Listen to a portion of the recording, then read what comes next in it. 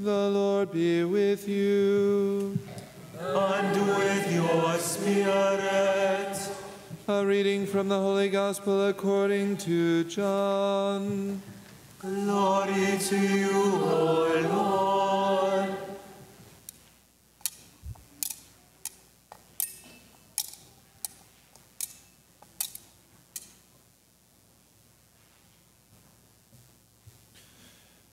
Jesus said to the Jews, "You sent emissaries to John, and he testified to the truth. I do not accept testimony from a human being, but I say this so that you may be saved. John was a burning and shining lamp, and for a while you were content to rejoice in his light. But I have testimony greater than John's. The works that the Father gave me to accomplish, these works that I perform testify on my behalf that the Father has sent me." The Gospel of the Lord.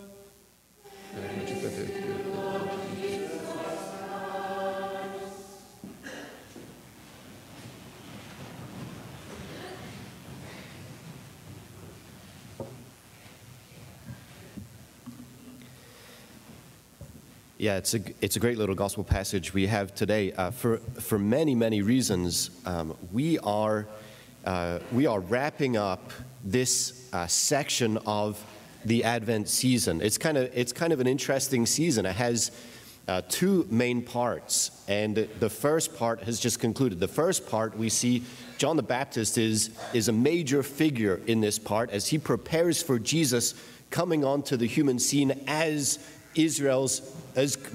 God's anointed king. He is revealed to be King of the Jews. That makes him the Lord of all nations, and we know him to be, as his faithful followers, the rightful ruler of every human heart, and certainly the rightful ruler of our hearts. And this first part of the Advent season prepares us to embrace Jesus as our King and as the ruler of our hearts and lives. We move into the second part of the Advent season tomorrow, and that part of the Advent season has us prepare more immediately for Jesus' birth. We haven't to this point in the Advent season, in the readings and prayers of the Mass, we haven't touched on Jesus' birth at all. And yet you know that we prepare in Advent for the birth of Jesus because we're preparing for Christmas. We're preparing for his coming among us. So here, we're making that move. So this is the last little section that we have of John the Baptist, at least this direct reference to John the Baptist, and then Jesus as the Lord and King coming on the human scene, ready to claim his throne. I push a point this way, ready to claim his throne, ready to embody the way of self-giving love that God always intended human beings to embody and to go. But here, he takes the lead. Jesus takes the lead so that we can follow him in faith. Anyway, what we see in the passage is John the Baptist now is firmly in the background. John the Baptist's life, his preaching, everything about him pointed the way to Jesus. And now Jesus is ready to claim center stage for himself. But what does he do? He doesn't come and say, yes, I'm the guy, I'm the Messiah, I'm going to get it done. What he says is, I'm doing the works of my Father. Right, so I am the embodiment of my Father. What you see me doing, these are the works that my Father intends me to accomplish. And those works, yes, they are the works of self-giving love, but they are works of healing and restoration. They are the works that give his people hope and give his people purpose and mission. And so we are ready to focus our eyes now, direct our gaze away from John the Baptist and firmly onto Jesus, knowing that he is at the head of his people. He is the one who's leading the way for me personally, for you personally.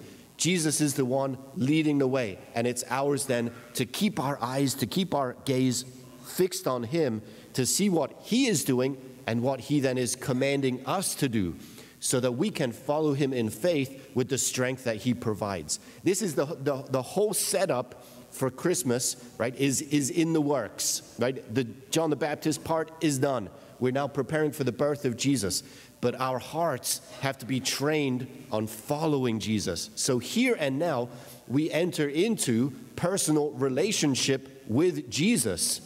Right? We come before him and we entrust our hearts and our lives to him because he is the rightful ruler of every human heart. And as we entrust ourselves to him in prayer, as we pour out ourselves to him in prayer, as we speak to him words from our heart in prayer, he breathes his life into our hearts as well. One, to achieve the healing and restoration that he wants for all peoples, but also now that we might embody his love and bring it to life for the people that he entrusts to our care here and now.